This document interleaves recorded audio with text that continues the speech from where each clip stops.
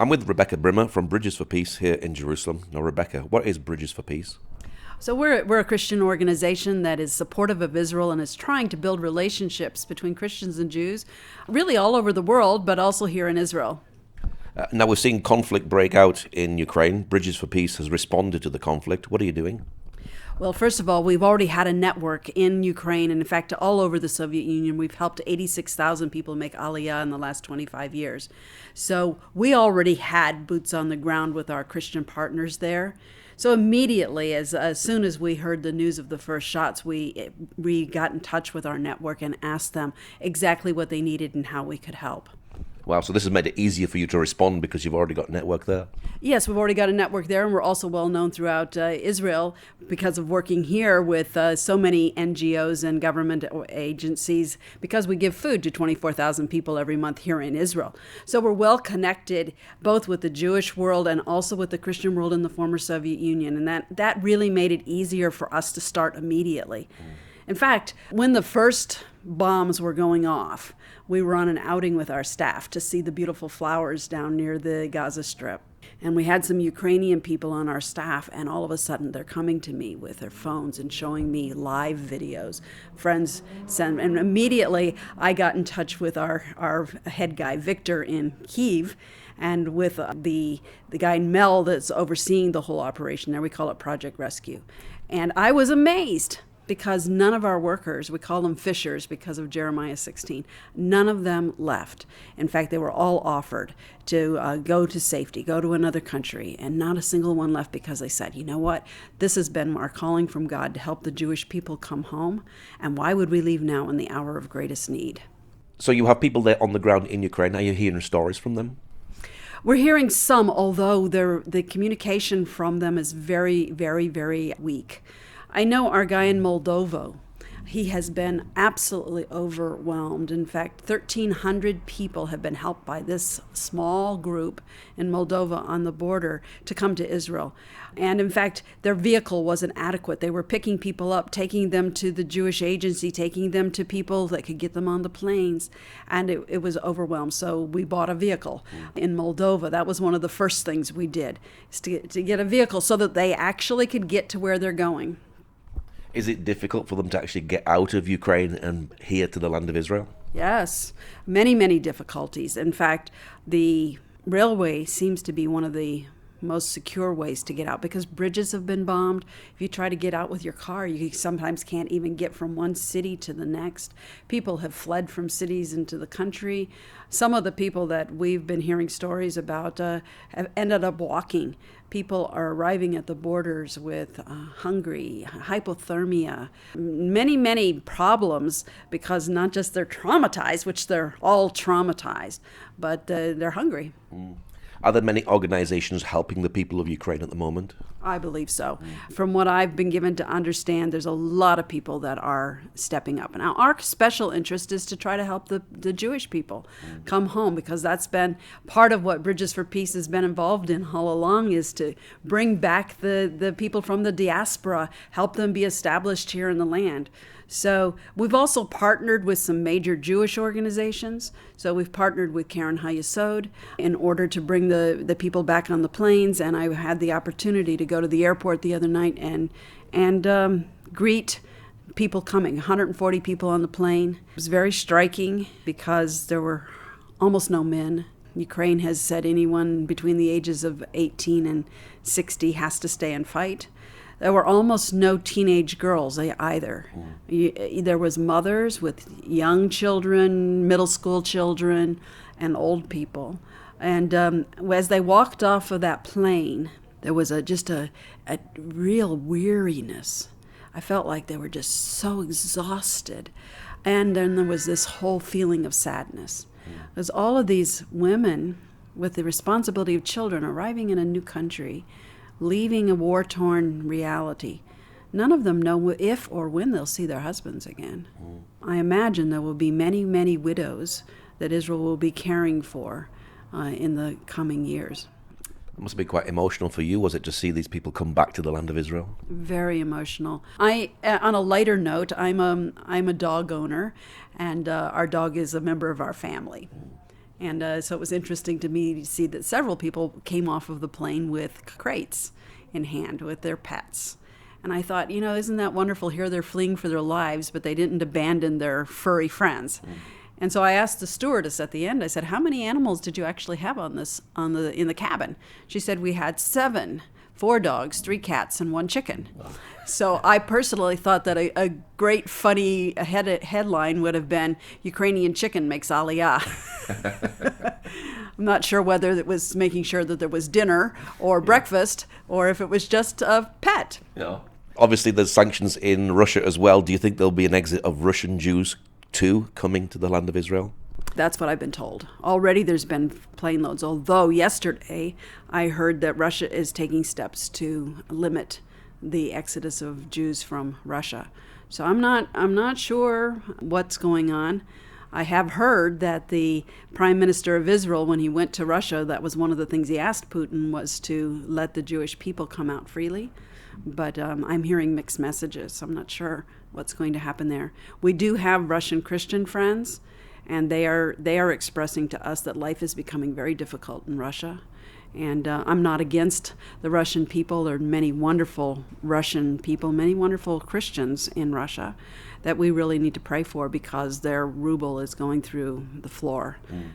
Yeah. Do you think it's significant that we're coming up to Passover very soon, in the next month or so, and also people are, let my people go, people are leaving the land to come back to Israel at this particular time? Of course I do.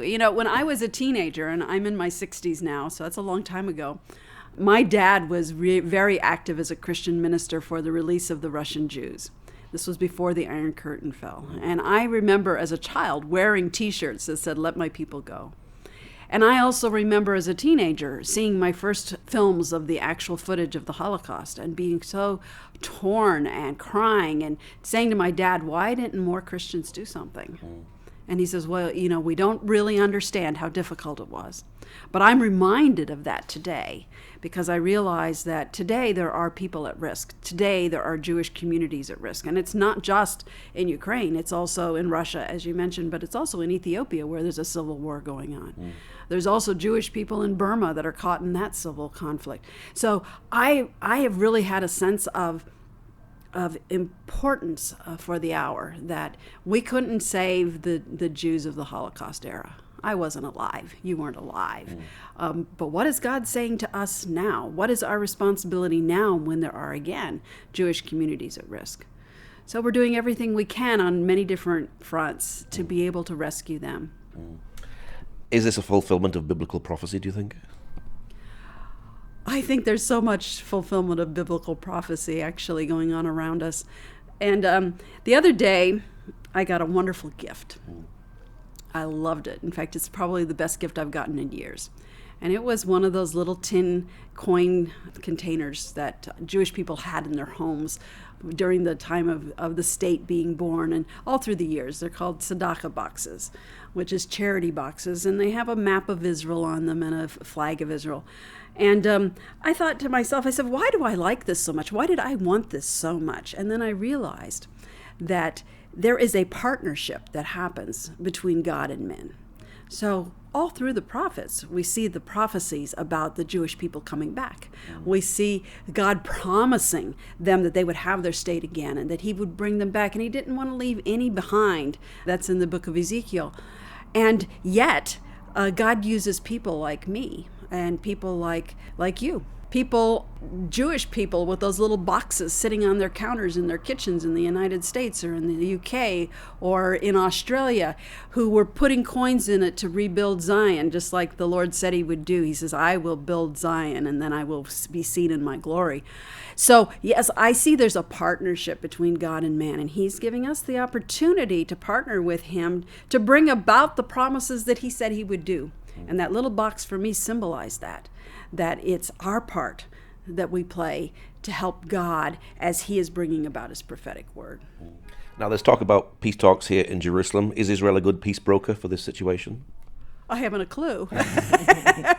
I think that Prime Minister Naftali Bennett is acting with good faith and is trying to be a peace broker, but it's really dependent on all the parties, and it's hard to predict the future, isn't it? Because Israel is the city of peace, it would be great to see peace come from Jerusalem. It would be wonderful. And of course, as Christians, we pray for the peace of Jerusalem. And I love the Hebrew language. And of course, the word shalom, which is translated peace, that word in the Psalms could actually be shalem, which is wholeness or completeness. And so when I pray for the peace of Jerusalem, I'm not just praying for a cessation of violence. I'm praying for a wholeness, a spiritual, holistic situation where Jerusalem really is a haven of God's peace. Now, you have a distribution center here. Are you expecting to be inundated with Ukrainian Jews coming home? We already are. So we have relationships with 23 different municipalities as well as many NGOs. And one of those is the city of Carmiel, where we have an office as well. And the city there has been in touch with us in the last couple of days with urgent on their emails. They're receiving 300 immigrants, and they have nothing prepared for them. So we're right now getting quotes for blankets and sheets and towels. And the place that they're going to put them is apparently a 5-story building. So they've also asked for 5 microwaves, 5 vacuum cleaners, and 5 computers because they want people to be able to continue to communicate with people outside of Israel. And I expect that every single one of the towns that we have relationships are going to be sending those kinds of letters to us in the next few days. In fact, our team is actually contacting them and saying, what are you expecting? What are your needs? And I believe that Christians around the world will step up to help meet those needs. You've been doing this for many years, so is this just very easy for you naturally just to be able to do this and help and supply these Jews coming from Ukraine at this time? Yes and no. We have the know-how to do it. We have the logistical teams in place. We know where to buy things. So that's easy. We know how to do that. And we have this network of Christians all over the world who we know respond well. So that part is easy. But what is hard is to see the heartache, to see the pain, to know that so many people are still needing to be rescued, and that there's people all over Ukraine right now who don't know how to get to safety. There's people that don't have food. There's places where there's no electricity. That is hard, to feel that pain and feel in some ways that you can't meet the needs fast enough. That's the hard part for me. Will people be coming from Ukraine with nothing? Yes.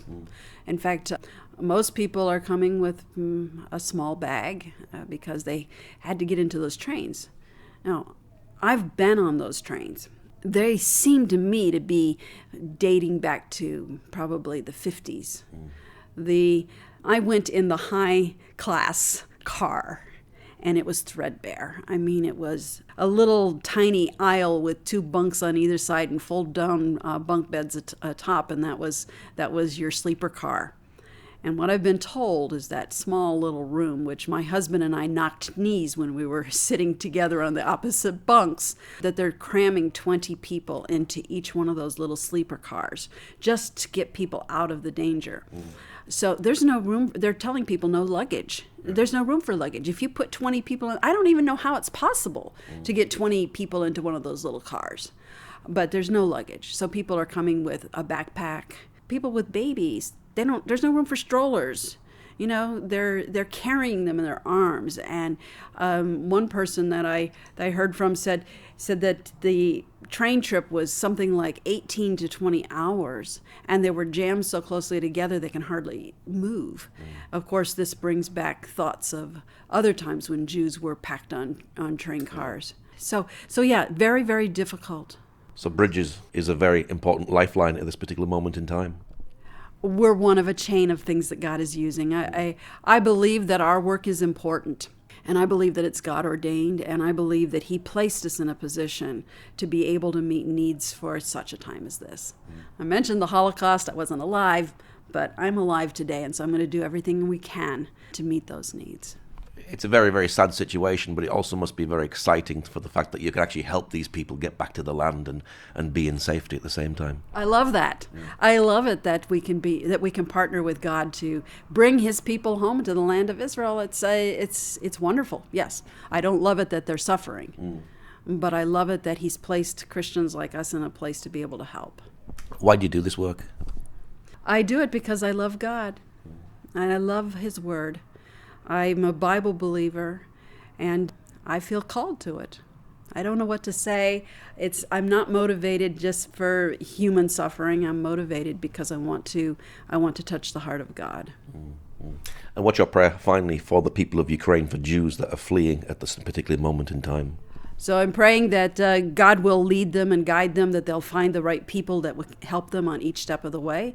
I'm praying that they'll have food. I'm praying that they won't be sick. I'm praying that they won't die on the way. So I'm praying that we can help them. You have a great setup here, and you're already helping Ukrainian Jews. If people would like to give, what's your website for people who'd like to know more about your work? Yes, the website is www.bridgesforpeace.com. And we're happy to help anyone be part of this great miracle. Okay, Rebecca, thank you very much. Okay, thank you.